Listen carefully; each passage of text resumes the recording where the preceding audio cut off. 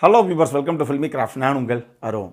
இந்த எபிசோட நம்ம பார்க்க போகிற படம் 2024 ஒரு ஹிந்தி லாங்குவேஜ் காமெடி ஹாரர் படமாக வெளியான முஞ்சா. இப்போ இந்த படத்துடைய கதை என்ன அப்படிங்கிறத லைட்டாக இங்கே நம்ம பார்த்துடலாம். படத்துடைய கதைக்கிழமை முதல்ல 1952 தான் ஆரம்பிக்குது. அப்போ கோத்யா அப்படின்னு சொல்லி ஒரு பையன், ஒரு சின்ன பையங்கிறத விட அவனுக்கு என்ன ஒரு 12 வயசு சொல்லலாம்னு வச்சுக்கோங்களேன். அந்தளவுக்கு வயசு மதிக்கத்தக்க ஒரு பையன். அவனுக்கு ஒரு தங்கச்சி அம்மா இருக்கிறாங்க. படத்துடைய முதல் காட்சியிலே அவங்க அம்மா குச்சியை வச்சு அவனை உரின்னு உரிச்சிக்கிட்டு இருக்கு. எதுக்கு இந்த பிள்ளையை போட்டு இந்த அம்மா இந்த அடி அடிக்குது அப்படின்னு யோசிச்சுக்கிட்டு இருந்தா அப்புறம் தான் தெரியுது, ஏன்டா டேய், உன் வயசுக்கு அந்த வேலையை நீ பண்ணுற, உன்னை விட 7 வயசு மூத்த ஒரு பொண்ணைத்தான் நான் காதலிக்கிறேன், கல்யாணம் பண்ணுவேன் அப்படின்னு இந்த வயசுலேயே சொன்னால் என்னடா அர்த்தம்? அதுலேயும் நீ சொன்னாலும் பரவாயில்ல, அந்த பொண்ணுக்கு வீட்டில் கல்யாணம் பண்ணி எப்படியாவது முடிச்சு விட்டுறலாம் அப்படின்னு சொல்லி அந்த பொண்ணுக்கு ஒரு மாப்பிள்ளையை பார்த்தா அந்த பொண்ணு கல்யாணம் பண்ண போகிற அந்த பையனுக்கு போய் சோத்தில் விஷத்தை வச்சுருக்க நீ, உன்னையெல்லாம் இப்படியே விட்டோம் அப்படின்னா நீ திருந்த மாட்டேன் அப்படின்னு சொல்லி கடைசியாக அப்படி வீட்டுக்கு வெளியே அந்த பையனை தள்ளி விட்டு போய் அவனுக்கு ஒரு மொட்டையை போட்டு விடுங்க, அப்போ தான் எல்லாம் லாயக்கப்படுவேன் அப்படின்னு அவங்க அம்மா துரத்தி விடுது. இப்போ அடுத்த சீன்லேயே அந்த தங்கச்சி இருக்கு இல்லையா, அந்த குட்டி பொண்ணை கூட்டிகிட்டு இந்த பையன் நேராக அங்கே ஒரு காடு ஒன்று இருக்குது, அதுக்கு நடுவில் ஒரு பெரிய மரம் ஒன்று இருக்குது. அந்த ஒரு ஒத்த மரம் மாதிரி இருக்குது, பெரிய மரம். அந்த மரத்துக்கு போய் கீழே உட்காந்து சில இந்த பிளாக் மேஜிக் மாதிரி பில்லி சூனிய வேலைகள்லாம் அந்த பையன் பண்ணுறான். பண்ணிட்டு இரு நான் சொன்னதை செஞ்சு காமிக்கிறேன். அந்த முன்னிங்கிறது யாருன்னா அவன் கல்யாணம் பண்ணலாம் நினச்சானே அந்த 7 வயசு மூத்த பொண்ணு, அந்த முன்னியை நான் கல்யாணம் பண்ணியே தீருவேன், நீ எதிர்பார்த்த மாதிரி உனக்கு காவு கொடுக்கறதுக்கு ஒரு ஆளை கூட்டு வந்துட்டேன் அப்படின்னு சொல்லி திடீர்னு கத்தி எடுத்து தங்கச்சி கழுத்தில் வைக்கிறான். அந்த புள்ள மிரண்டு போயிடுது. அட பாய் பையில உன்னை நம்பி வந்தனடா, என்னையே காவா கொடுக்க போகிற நீயே அப்படின்னு சொல்லி அண்ணன் தங்கச்சிக்குள்ளே ஒரு தள்ளுமுள்ளாகி போய் அதில் ஒரு சின்ன விபத்தாகி அதில் அந்த பையன் அங்கேயே இறந்து போயிடுறான். மரத்தடியிலேயே இறந்து போன உடனே இவனுடைய ஆன்மா அந்த மரத்திலே ஏறிக்கிறது, அங்கேயே ஆவியாக சுற்றிக்கிட்டு இருக்கான். ரொம்ப நாளாக நேராக அங்கே இருந்து இப்போ கதைக்கலாம் ஸ்ட்ரெயிட்டாக இப்போ கரண்ட்டுக்கு வருது. இப்போ தான் நம்ம கதாநாயகனுடைய என்ட்ரி. அவருடைய பேர் பிட்டு. என்னது பிட்டா அப்படிங்கிறீங்களா? அட உண்மையாகவே ஒரு பேர் பிட்டு தான்ப்பா. அவங்க அம்மா ஒரு சலூன் நடத்திக்கிட்டு இருக்காங்க, அதில் இவரும் வேலையை பார்த்துக்கிட்டு இருக்காப்புல, ஹேர் ட்ரெஸ்ஸிங்லாம் பண்ணிக்கிட்டு இருக்காப்புல. இப்போ இவருக்கு பேலா அப்படின்னு சொல்லி ஒரு பொண்ணு, இந்த சின்ன வயசுலேருந்தே நம்ம கதாநாயகனுக்கு கூட வந்து நெருங்கி பழகிற ஒரு பொண்ணு, ரொம்ப பெஸ்ட்டு ஃப்ரெண்டு இந்த பையனுக்கு. அந்த பொண்ணை நம்ம தம்பி ஒருதலையாக காதலிக்கிறாப்புல. இது அந்த பொண்ணுக்கு தெரியாது. அந்த பொண்ணு யூஎஸ் போய் படிச்சுட்டு திருப்பி வந்த பொண்ணு. இப்போ அங்கே இருக்க ஒரு ஃபாரின்காரனே கடைசியாக நான் தான் உன்னை லவ் பண்ணுறேன் அப்படின்னு சொல்லி இந்த பொண்ணு பின்னாடியே சுற்றிக்கிட்டு இருக்கான். இதில் ஆக்சுவலி அது டபுள் சைடு, அந்த பொண்ணுக்கு இருக்கிற லவ் டபுள் சைடு. நம்ம கதாநாயகன் மட்டும்தான் அந்த பொண்ணை ஒருதலையாக காதலிச்சிக்கிட்டு இருக்காப்புல. இன்னொரு பக்கம் நம்ம கதாநாயகனுக்கு பாட்டி அப்படின்னா ரொம்ப உயிர், அந்த பாட்டிக்கு எதுவுமே ஆகிடக்கூடாது அப்படின்னு அந்தளவுக்கு ரொம்ப அன்பாக இருக்கிறாப்புல பாட்டி மேலே. ஆனால் நம்மால் எப்போ படுத்தாலும் நம்மளுக்கு திடீர்னு ஒரு ஒத்த மரம், அதில் யாரோ இருக்கிற மாதிரி பக்குன்னு ஒரு கனவு ரிப்பீட்டடாக நம்மளுக்கு டெய்லி வருது. இது எதனால் நமக்கு வருது அப்படிங்கிறதே நம்ம கதாநாயகனுக்கு புரியலை.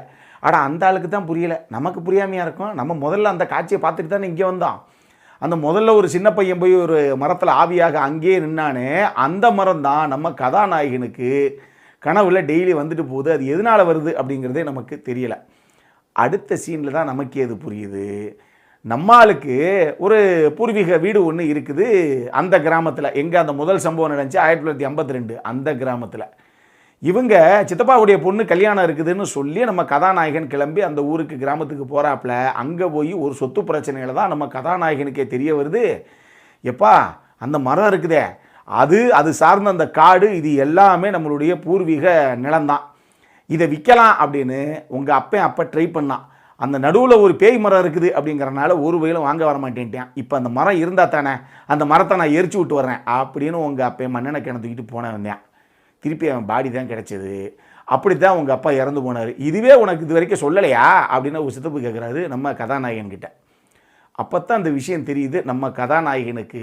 ஆனால் இது தெரிஞ்சால் பரவாயில்ல, இதுக்கப்புறம் நம்ம கதாநாயகனுடைய வாழ்க்கையில் அவரே எதிர்பார்க்காம அடுத்தடுத்து அரங்கேறின சம்பவங்கள் தான் இந்த படத்துடைய மொத்த கதையை. இந்த படத்தை பொறுத்தளவுக்கு மேடாக்ஸ் சினிமாட்டிக் யூனிவர்ஸ் அப்படின்னு சொல்லி இங்கே ஒரு MCU ஒன்று இருக்குது நம்ம இந்தியாவில். அதில் ஸ்திரீ தான் முதல் படமாக வந்தது, ரூஹி 2வது படமாக வந்தது, பேடியாங்கிறது 3வது படமாக வந்தது. இப்போ இந்த படத்தை 4வது படமாக அந்த சினிமாட்டிக் யூனிவர்ஸில் இறக்கி விட்டுருக்காங்க அதில் ரூஹி மட்டும்தான் ஸ்டாண்டலோன் ஃபிலிம், மீதி எல்லாமே அந்தந்த கதாபாத்திரங்கள் இந்த சினிமாட்டிக் யூனிவர்ஸுக்குள்ளே எல்லா கதையிலையும் அங்கங்கே வந்துட்டு போகும். அந்த மாதிரி இந்த படமும் அதில் 4வது படமாக வந்த ஒரு படம் தான். இந்த படத்தை ஆதித்ய சர்புட்டார் அப்படிங்கிறவர் தான் இயக்கியிருக்காப்புல. இந்த படத்தை பார்க்கும்போது எனக்கு 2018 தும்பட்னு ஒரு படம் ஒன்று வெளியாச்சு. கிட்டத்தட்ட அந்த மாதிரி முதல்ல ஒரு 1/2 மணி நேரம் சூப்பராக பண்ணியிருக்காங்க. நல்ல ஒரு கதைங்க, நல்ல ஸ்கோப் இருக்குது இந்த கதைக்கு அப்படிங்கிற மாதிரி ஒரு ஃபீல் வந்துச்சு. கடைசியாக அரண்மனை ஃப்ரான்ச்சைஸில் ஒரு படம் மாதிரி இந்த கதையை இவங்க மாற்றி வச்சுருக்காங்க.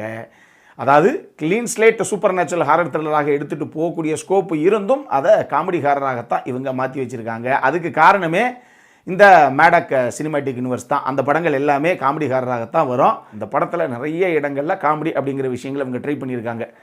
இதில் ஒரு சில இடங்கள் எனக்கு ஒர்க் அவுட் ஆச்சு, ஒரு சில இடங்கள் பெருசாக ஒர்க் அவுட் ஆகவே கிடையாது. படம் பார்க்கும்போது உங்களுக்கும் இது தோணலாம், அதனால நான் சொல்கிறேன். ஆனால் இந்த அரண்மனை 4 கூட தான் எனக்கு பல இடங்கள் ஒர்க் அவுட்டே ஆகலை. என்னங்க அதெல்லாம் மொக்க காமெடி அப்படின்னு தோணுச்சு.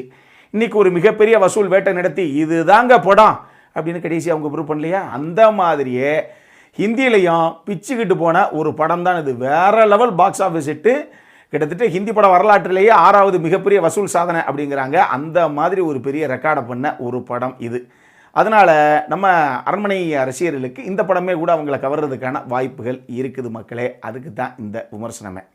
இந்த படத்தை பொறுத்தளவுக்கு இந்த கதையில் முக்கியமான கதாபாத்திரங்கள்ங்கிறது ஒரு 4-5 கதாபாத்திரங்கள் தான். ஒன்று ஷர்வரி, அவங்க தான் படத்தில் கதாநாயகியாக பண்ணியிருக்காங்க. அபய் வர்மா ஹீரோவாக பண்ணியிருப்பாப்புல. இவங்க 2 பேத்துக்குள்ளே இருக்கக்கூடிய அந்த காம்பினேஷன் சீன்ஸே ரொம்ப சூப்பராக இருந்தது. அபய் வர்மா அழகாக புல் ஆஃப் பண்ணியிருந்தார்.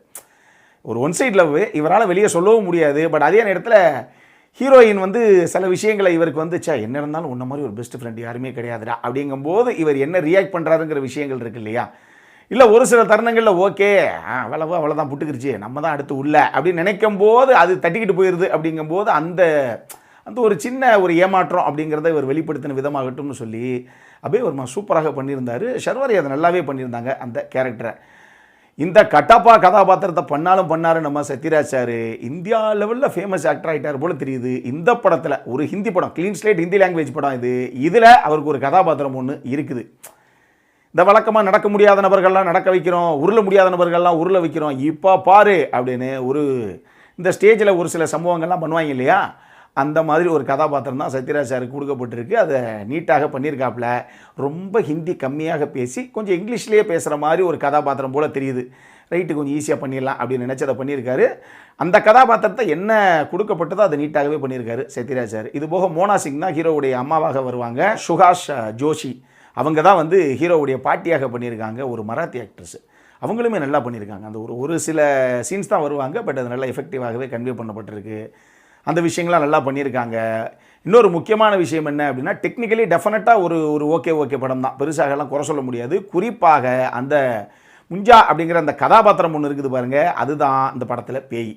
அது ஃபுல்லாகவே சிஜிஐலே பண்ணியிருக்காங்க. அந்த விஷயங்கள் எல்லாம் சிஜிஐ, விஎஃப்எக்ஸு, எஸ்எஃப்எக்ஸ் எல்லாம் பக்காவாகவே பண்ணியிருக்குது அந்த டீமு.